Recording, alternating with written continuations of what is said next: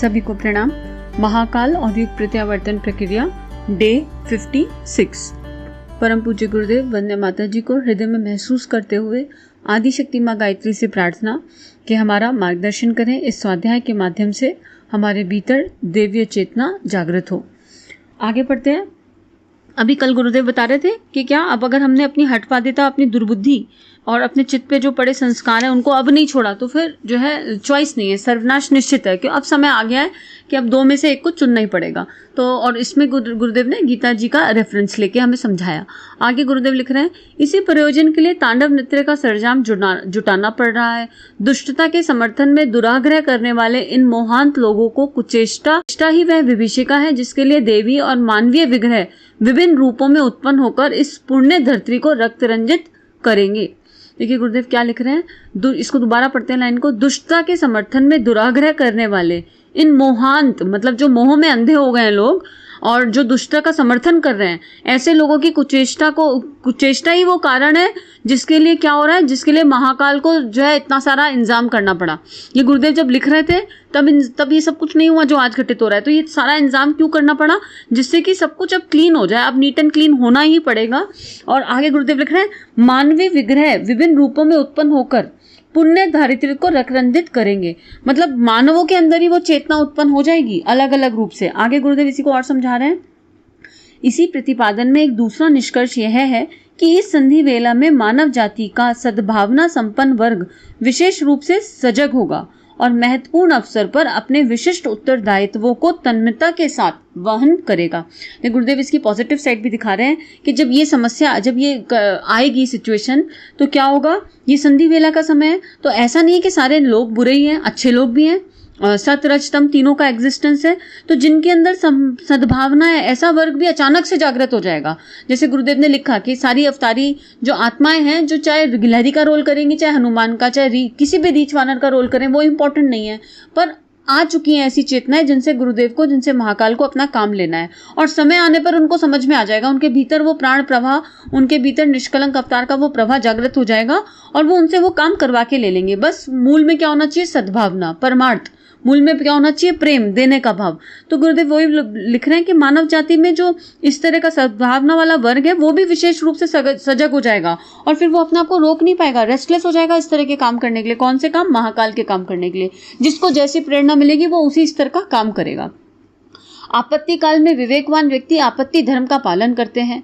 सामान्य स्थिति की साधारण गतिविधियों को वे कुछ काल के लिए रोक देते हैं और इस आपत्ति धर्म की पूर्ति के लिए विशिष्ट पुरुषार्थ करते हैं। अब आजकल आप देख लीजिए कितने लोग हैं, आपत्ति काल ही चल रहा है और जो हमारे जो रेगुलर रूटीन के कार्य हैं वो तो नहीं हो रहे हैं। और इसके अकॉर्डिंग जिनके अंदर सद्भावना है वो अपने अपने स्तर पे, कोई ध्यान कर रहा है, कोई जप कर रहा है, कोई अनुष्ठान कर रहा है, कोई क्षेत्रों में निकले हुए हैं। जिसके पास जो कोई खाना बना के घर से पहुंचा रहा है कि हम लोगों को खिला दें, कोई ग्रुप बना के, मतलब हर डॉक्टर्स, इंजीनियर के अंदर जो सद्भावना है वो जाग गई है। मतलब हर कोई अपने अपने स्तर पे, जिनके अंदर सद्भावना है वो अपने अपने स्तर पे कुछ कुछ काम कर रहे हैं और सबकी अपनी क्वालिटीज हैं, सबके पास अपना पुरुषार्थ है, अपनी एक क्वालिटी है। तो उसी स्तर पे सब लोग काम कर रहे हैं। उनकी यह दूरदर्शिता न केवल उनके यश, गौरव, आत्मसंतोष, पुण्य एवं श्रेय साधन का निमित्त बनती है, वरन उसके सत् प्रयोजनों से संसार की महती सेवा भी होती है।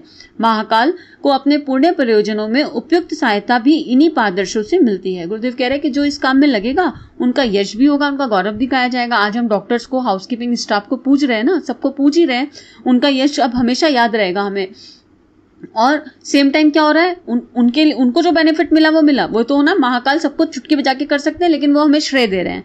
ऐसा वो हमारे भीतर वो प्राण भी उन्होंने ही जागृत किया, वो प्रभा भी उन्होंने ही जागृत किया और इसी से महाकाल को सहायता भी मिल रही है। हालांकि महाकाल को कोई सहायता नहीं चाहिए, लेकिन फिर भी उन्होंने कहा कि अवतार आना है। कौन सा, प्रज्ञा अवतार, निष्कलंक अवतार। और निष्कलंक अवतार आएगा कैसे, इंडिविजुअल्स के मन में। तो एक नहीं अनेकों भगवान बन के खड़े हो जाएंगे, जिसके भीतर जिस स्तर का प्रभाव आ गया, तो जिसके भीतर जिस स्तर की सत्प्रवृत्ति जागृत हो गई, सद्भावना जागृत हो गई, जिसके अंदर जैसी इंटेंसिटी है, अगर गिलहरी वाली इंटेंसिटी है, इंटेंसिटी गिलहरी की कम थी ऐसा नहीं है, हमारी परिस्थितियां हैं, तो कंपैरिजन का कोई यहाँ क्वेश्चन ही नहीं आता।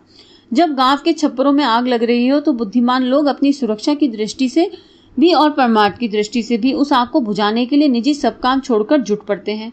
पुराने युग के पलटने और नए युग के प्रवेश करने की मध्यांतर ऐसी ही संधि वेला है जैसा कि रात्रि के विदा होने और प्रभात के आगमन के अवसर पर होती है। इन घड़ियों में लोग साधारण कामकाज करने की अपेक्षा देवी संबंध स्थापित करने की, पूजा उपासना करने की व्यवस्था करते हैं। उपयुक्त अवसर पर उपयुक्त कार्य का विशेष महत्व होता है। गुरुदेव कह रहे हैं समय देख के काम करना चाहिए, और अगर आग लगी और आप बैठ जाओ हाथ पे हाथ धर के तो बात नहीं बनेगी। जब आग लगती है तो आप खुद भी सेव करते हो और परमार्थ का कार्य भी हो जाता है, और एक नहीं तो आग पूरे में कैच हो जाएगी। और ऐसी गुरुदेव संधि वेला की बात कर रहे हैं हम। ये तो हम सबको पता है कि दोनों समय कितने, जब दोनों समय मिलते हैं वो समय कितना इंपॉर्टेंट होता है। मॉर्निंग, उसको संधि वेला कहा गया। मॉर्निंग में भी कहते हैं कि जब सूर्य उदय होने से 2 घंटे पूर्व, और शाम में भी बोलते हैं कि जब दोनों समय मिल रहे हो कितना सुंदर आकाश दिखता है। उस समय क्या होता है, उस समय हम सारे काम छोड़ के क्या करते हैं, उस देवीय शक्ति से कनेक्ट होने की कोशिश करते हैं। तो उपयुक्त अवसर पर उपयुक्त कार्य का विशेष महत्व है। मतलब अगर लंच टाइम निकल जाए और आप शाम को 5 बजे किसी को बोलो कि अब लंच खा लो, तो उसका कोई फायदा होगा क्या? लंच टाइम पे भूख लगी तो लंच टाइम पे ही सर्व किया जाएगा ना, इन सिंपलेस्ट लैंग्वेज। ब्रेकफास्ट को ब्रेकफास्ट टाइम पे ही सर्व किया जाएगा, इन सिंपलेस्ट लैंग्वेज। तो ये बात बोल रहे हैं कि जिस समय जिसकी जरूरत है भाई, जब सब कुछ हो गया उस समय जागे तो क्या जागे, जागना अब है, अब समझ जाओ, अब अपनी दुष्प्रवृत्तियों को त्याग दो। आर्त स्वर से भगवान से प्रार्थना करो कि हमारे भीतर जो सतत्व है, जो शिव जी का सतत्व है, हमने इस पे गुरुदेव ने पूरा चैप्टर 1 समझाया था, वो अब इस कदर जागृत हो जाए कि दुष्प्रवृत्तियां स्थान अपने आप छोड़ दें, भागती चली जाए, उनका वो खड़ी ना रह पाए। इस कदर हमारे अंदर वो सतत्व, वो देवी तत्व, वो मानवीय तत्व, वो प्राण प्रभा भगवान का जागृत हो जाए कि कोई बुराई टिकी ना पाए उसके आगे, उसका स्थान खत्म हो जाए अपने आप। और उसके लिए उपासना बहुत इंपॉर्टेंट है। लेकिन उपासना, साधना, आराधना, ये तीनों साथ साथ चलेंगे तो उपासना हमेशा करिएगा। और दोनों समय आधा घंटा दीजिए, चाहे 15 मिनट सुबह 15 मिनट शाम दीजिए, लेकिन उपासना मतलब पास बैठना। एसी की हवा चाहिए तो एसी के नीचे बैठना ही पड़ेगा। और साधना, ये गुरुदेव बार बार समझाते हैं कि हर समय अलर्ट रहना। ये पूरी किताब ही साधना है एक तरह से। इसमें गुरुदेव हर समय हमें यही बता रहे हैं कि अलर्ट रहो अपने चिंतन के प्रति, अपनी भावनाओं के प्रति, अपने विचारों के प्रति। आगे गुरुदेव लिख रहे हैं इसमें, बीज किस समय पर बोया जाए, बीज ठीक समय पर बोया जाए तो फसल अच्छी उगने की संभावना अधिक स्पष्ट रहती है। प्रबुद्ध आत्माएं इतनी अंतः चेतना अपने भीतर धारण किए रहती हैं, इतना प्रकाश उनके अंदर बना रहता है कि उपयुक्त अवसर को पहचाने और विशेष आयोजनों के लिए विशेष अवसर पर प्रस्तुत की गई ईश्वरीय पुकार को सुने और इस देवी निर्देश के अनुरूप अपनी गतिविधियां मोड़ दें। गुरुदेव बोल रहे हैं कि जिन अवतारी चेतना को उन्होंने भेजा है, जिनके जो इस मार्ग पे हैं, वो जागृत हैं और उन्हें पता है कि कब क्या करना है। तो हम अपने भीतर जाके देखें कि हमने कोई ईश्वरीय पुकार अनसुनी तो नहीं करी। और अगर ऐसा जवाब अंदर से मिल रहा है कि कोई एक भाव प्रवाह आया था, कोई एक पुकार अंदर से आई थी और वो करी जा सकती थी लेकिन अनसुनी कर दी किसी कारण से, तो फिर पुनः जाग जाएं और अभी लग जाएं उस काम में कि नहीं, अनसुनी करने का अब समय नहीं है कि हम अपनी आत्मा की आवाज को, जो एक्चुअली महाकाल का भाव प्रवाह है, उसको अब इग्नोर नहीं किया जा सकता। ऐसी अंतः प्रेरणा जिन्हें मिलती है वे अपने कर्तव्य और उत्तरदायित्व की उपेक्षा कर ही नहीं सकते। जीवन यापन के सामान्य क्रम में व्यवधान सहकर भी आपत्तिकालीन युग धर्म को निभाने के लिए तत्पर होते हैं। देश की सीमा सुरक्षा के लिए समय पर अगणित बलिदानी वीर सैनिक मोर्चों पर जा पहुंचते हैं, जिनके भीतर ईश्वरीय प्रकाश की किरणें विद्यमान है। वे युग परिवर्तन जैसे महत्वपूर्ण अवसर पर संकीर्ण स्वार्थों में हानि पड़ने की बात सोचकर अपना बचाव कर लेने के लिए बहाने नहीं ढूंढते। बिगुल बजने पर सैनिक कमर कसने के अतिरिक्त और कुछ सोचता ही नहीं। संकट काल में अवकाश प्राप्त सैनिक ड्यूटी पर लौट आते हैं। ऐसा विशिष्ट अवसर जैसा कि ऐतिहासिक संध्या काल इन दिनों उपस्थित है, सजग व्यक्तियों के लिए अपनी महत्वपूर्ण भूमिका प्रस्तुत करने की चुनौती उपस्थित करता है। वे बिना अनुनय के सहज स्वीकार कर लेते हैं। गुरुदेव एग्जाम्पल दे रहे हैं कि अब हम नॉर्मल रेगुलर रूटीन वाली लाइफ नहीं जी पाएंगे। हमारे भीतर अगर वो दिव्य चेतना है तो वो हमें सोने ही नहीं देगी, नींद उड़ जाएगी। जब तक जो काम आपको करना है, वो काम जो आपसे करवाना चाहते हैं वो नहीं करवा लेंगे, आपको सांस ही नहीं आएगी, आप उधेड़-बुन में लगे रहोगे। होता है ना कई बार अंतःकरण में एक भाव चेतना जाग जाती है, वो किस काम के लिए जाग रही है इंपॉर्टेंट नहीं है। कभी कभी ऐसा भी हो सकता है कि बस आज बस बाहर जाके 5 पेड़ लगाने हैं, मान लो इसी के लिए आपके अंदर एक भाव प्रवाह जागृत हो गया। तो जब तक आप वो 5 पेड़ लगा नहीं लोगे ना, आप शांति से सुकून से बैठ नहीं पाओगे, क्योंकि वो देवीय चेतना का प्रवाह है। तो ये तो एक एग्जाम्पल है। तो गुरुदेव बोल रहे हैं कि बहाने नहीं बना सकते हम। जब वो देवीय चेतना अंदर जागती है तो बहाने नहीं बना सकते, और वो किस कार्य के लिए जागेगी ये हमारी रुचि पे, हमारे चित्त के संस्कारों पे और उस महाकाल की इच्छा पे डिपेंड करेगा। तो बस हम अपने भीतर सजग रहें। और जैसे सैनिक जो है, कितनी भी छुट्टी चल रही हो, कोई भी अवकाश का कार्य हो, लेकिन जब ड्यूटी पर लौटने का टाइम आता है, जब आपत्ति काल आता है, तो सारी छुट्टियां सैनिक छोड़ देते हैं। तो अब छुट्टी मनाने का समय नहीं है और हम अब कोई बहाना भी नहीं बना पाएंगे। और हम बनाना भी चाहें तो मुझे लगता है वो महाकाल हमें बहाने बनाने नहीं देंगे, जिससे जो काम उन्हें करवाना है, क्योंकि सब जागृत हैं, सबके अंदर देवीय गुण जागृत है, सतीत्व जागृत है, तो हम जितने मर्जी बहाने बनाने चाहें वो बहाने स्वीकार नहीं किए जाएंगे। हमें जब तक जो काम वो हमसे करवाना चाहते हैं हमें चैन से बैठने नहीं देंगे। और ये कहीं ना कहीं सबने, चाहे छोटे स्तर पे चाहे बड़े स्तर पे, अगेन ये मैटर नहीं करता, लेकिन अनुभव जरूर किया होगा। कई बार होता है कि जाप करने के लिए, मान लीजिए आपका 2 दिन से ध्यान नहीं हुआ, 2 दिन से आपने कोई जाप नहीं किया, तो आपके भीतर कोई तो होता है जो आपको जगा देता है कि नहीं बस अब नहीं रहा जा रहा, और आप सब कुछ छोड़ के, उस समय आपका कोई भी काम पड़ा, आप सब कुछ छोड़ के सोचते हो कि नहीं बस आधा घंटा बस बैठ जाएं। किसके साथ बैठने जा रहे हैं हम, क्या करने जा रहे हैं? आधा घंटा क्लीनिंग करने जा रहे हैं अपनी। वो जो भाव प्रभा है वो आपसे कह रहा है कि आधा घंटा मेरे साथ बैठो। जब हम बैठेंगे तभी तो वो चेतना हमें बताएगी कि आगे अगला स्टेप क्या होगा। तो ऐसे सबके साथ होता है। मूर्तावादी, मोहग्रस्त असुर वर्ग और लोक मंगल की भूमिका संपादित करने में संलग्न देव वर्ग, इन दोनों को ही अगले दिनों अपनी रीति नीति की श्रेष्ठता, निकृष्टता प्रस्तुत करने का अवसर मिलेगा। गुरुदेव दोनों का साथ साथ कंपैरिजन लेके कर रहे हैं कि एक तो वो मोहग्रस्त हैं, जो असुर हैं, हमारे भीतर की आसुरी शक्तियां हैं, और एक लोक मंगल की भूमिका, दोनों हमारे भीतर ही। अब जीतेगा कौन, है ना? जो हमारे भीतर की आसुरी शक्तियां वो हमें निकृष्टता की तरफ ले जाएंगी। हमारी हरकतें ऐसी होंगी, सो रहे हैं तो सो रहे हैं, समय का सदुपयोग नहीं कर रहे, खाने में लगे हैं तो खाने में ही लगे हैं। और एक वो होगा जो लोक मंगल का भाव होगा, जिसकी वजह से भूख प्यास मिट जाएगी, खत्म हो जाएगी। ऐसा टाइम आएगा जब अंदर से भूख लगनी बंद हो जाएगी, चिंतन केवल उसी दिशा में चलता जाएगा। अपने जो दर्द हो रहे हैं उन्हें भूल के, जो है कुछ छोटा मोटा अपनी तकलीफ है तो वो याद ही नहीं आएगी, वो स्मरण ही नहीं आएगी।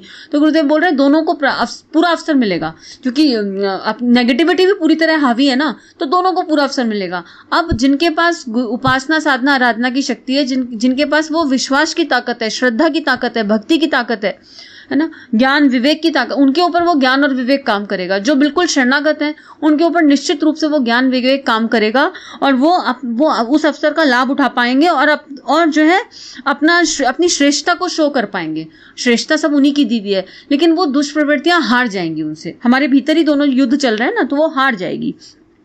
दोनों की गतिविधियों के सत्परिणाम और दुष्परिणाम उपस्थित होंगे। उनको देख समझ भावी पीढ़ी ये निश्चय करने का अवसर मिलेगा, उपरोक्त दोनों पद्धतियों में से कौन सी उपयुक्त है, कौन सी अनुपयुक्त, इनमें से किसे ग्रहण किया जाए, किसे त्याग किया जाए। यहाँ गुरुदेव भावी पीढ़ी की बात कर रहे हैं, मतलब हमारे जो आने वाली पीढ़ी है। कहते भी हैं कि जो बच्चे हैं वो जो है हमारी बातों से नहीं सीखते, हमारे आचरण से ज्यादा सीखते हैं। मतलब हम बच्चे को बोले भाई तुम सुबह 4 बजे उठो, लेकिन हम खुद सोते रहे तो बच्चा नहीं उठेगा। लेकिन हम खुद से 4 बजे उठ रहे हैं और बच्चा ये बात लगातार देखता रहे तो वो उठना शुरू कर देगा। हम बच्चे से बोले भाई मोबाइल टीवी कम यूज करो, लेकिन हम खुद मोबाइल टीवी में लगे रहें तो बच्चा वो बात नहीं सुनेगा। लेकिन वो देखिए कह रहे मेरे माता पिता तो उठाते ही नहीं, और उठाते हैं तो बड़े काम के लिए उठाते हैं। उनको लॉजिकली समझा के उठाएं कि देखो हम परमार्थ प्रयोजन के लिए उठा रहे हैं, तो वो ये चीज ऑब्जर्व करेगा। तो यही बात गुरुदेव बोल रहे हैं कि भावी पीढ़ी के अंदर एक फिल्टर क्रिएट करना है हमें, और ये फिल्टर हम अपने आचरण से क्रिएट कर सकते हैं, बोल के या ज्ञान दे के क्रिएट नहीं कर सकते, हमारे बिहेवियर से क्रिएट कर सकते हैं। और इस समय इस फिल्टर का क्रिएट करना बहुत इंपॉर्टेंट है कि आप दोनों इन्फॉर्मेशन जा रही है, तुम देख लो कि क्या अच्छा है क्या बुरा। और इतने समय अभी तो क्योंकि देवीय चेतनाओं ने जन्म लेना है, ये बात तो गुरुदेव बता ही चुके हैं कि आने वाले समय में सतयुग आना है, तो एक से एक देवीय चेतनाएं जन्म लेंगी। किसका क्या आवरण है पता ही नहीं, वो समय के साथ उड़ेगा। तो उनका जो पूर्व संचित संस्कार है वो ऑटोमेटिक बहुत अच्छा है। तो ये फिल्टर उनको लगाना मुश्किल नहीं होगा अगर हम लोग एग्जाम्पल सेट कर दें। कौन सा एग्जाम्पल? ये एग्जाम्पल कि भाई अब तुम देख लो, ये हमने अच्छा करके देखा, ये खराब, हमारे आचरण से उनके अंदर वो फिल्टर क्रिएट हो जाएगा, और खुद हमारे अंदर ही फिल्टर क्रिएट हो जाएगा। हम करके देखें ना, आप कभी किसी दिन अगर आपको सुबह जल्दी उठने की आदत है तो आप किसी दिन 8 बजे तक सो के देखो, आपको कितनी तकलीफ होगी, एक अंदर से अजीब सी फीलिंग आ जाएगी। और अगर आप रोज ध्यान जब करते हो, आप 4 दिन छोड़ के देखो, मन बेचैन हो जाएगा। तो ये फिल्टर हमारे अंदर खुद भी क्रिएट है। और कोई गंदे काम, ओवर ईटिंग करके देख लो थोड़े दिन, किसी को 2-4 बातें बुराई करके देख लो, ऐसा मन अंदर से ना घृणित महसूस करेगा कि अरे हम किस काम में लगे हुए हैं, ये फालतू की बुराई भलाई, इसके लिए उसको बोल दिया, उसकी बात इसको बोल दी, ये सब कैसी चीजें हैं, मन नहीं लगेगा इनमें 1 सेकंड भी। जो चीज़ छूट जाती है ना वो छूट ही जाती है, वो वापस जब आप करो ना तो ऐसा लगता है कि अरे ये क्या क्या कर रहे हैं हम, क्या are we meant for this, हम यही करने आए थे क्या। अंदर से मन जो है, और कुछ गलत करते हुए हमें पता चल जाता है कि ये क्या हो रहा है, ये यही करने आए थे हम। वो बात अलग है कि हमारे चित्त के संचित संस्कार जो हैं वो आदतों को छूटने नहीं देते, लेकिन जब ये अवेयरनेस आ जाती है तो निश्चित रूप से कभी ना कभी वो बुरी आदत छूटी जाएगी। इसी में लास्ट पैराग्राफ ले लेते हैं बस, और फिर नया टॉपिक शुरू है। अगले दिनों हमें इनमें से किसी एक वर्ग में सम्मिलित होना होगा, बीच में नहीं रहा जा सकता। महाकाल के विधान में प्रतिरोध प्रस्तुत करने वाले मूर्तावादी लोगों में सम्मिलित रहना हो तो खुशी खुशी वैसा करें और कराल दंड के प्रहार को सहने को तैयार रहें। यदि यह अभिष्ट न हो तो ईश्वरीय प्रयोजन की पूर्ति में सहायक बनकर चलना ही उचित है।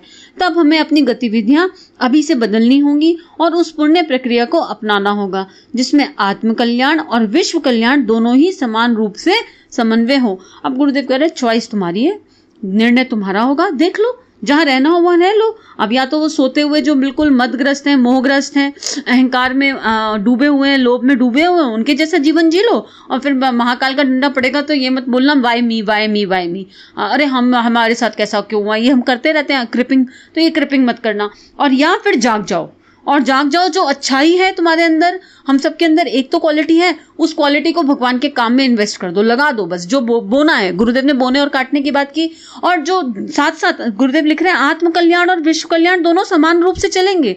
और जो बुराइयां अपने अंदर, उनसे फाइटिंग चालू कर दो, जप रूपी शक्ति घिस लो, जो भी सब जिसका तरीका है। जैसे मुझे जप रूपी साबुन बहुत इंडिविजुअली समझ में आता है कि बस भगवान के आगे बैठ जाओ और हर समय अलर्ट रहो, अरे फिर से हावी हो गई, फिर उसको भगाओ, अरे नहीं तुम आ गई, नहीं तुम्हारा स्थान यहाँ नहीं है। फिर हर पल जैसे ही दिखे कि ये नेगेटिविटी हावी हो गई, ये कुसंस्कार हावी हो गए, तुरंत उसको हटाओ और उसको रिप्लेस करो एक अच्छे थॉट से।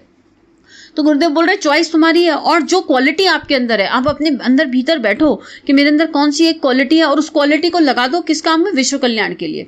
तो सारी चीजें पैरेलल और साथ साथ चलेंगी। इस लास्ट वाले पैराग्राफ ने मेरी कल की दुविधा को भी दूर कर दिया, जब मैं आप लोगों से ये बात डिस्कस कर रही थी कि किताब बंद करके रख दी थी कि जो है नहीं करना अब, लेकिन गुरुदेव ने उत्तर दे दिया यहीं पे कि आत्म कल्याण और विश्व कल्याण के भाव दोनों समन्वय रूप से चलेंगे। तो पूरी तरह परिष्कृत होने में समय लगेगा, इट्स ओके, लेकिन जो मैं करवा रहा हूँ वो तो शांति से करते चलो, उससे तो बैकआउट मत करो कि भाई ये नहीं होगा तो हम वो भी नहीं करेंगे।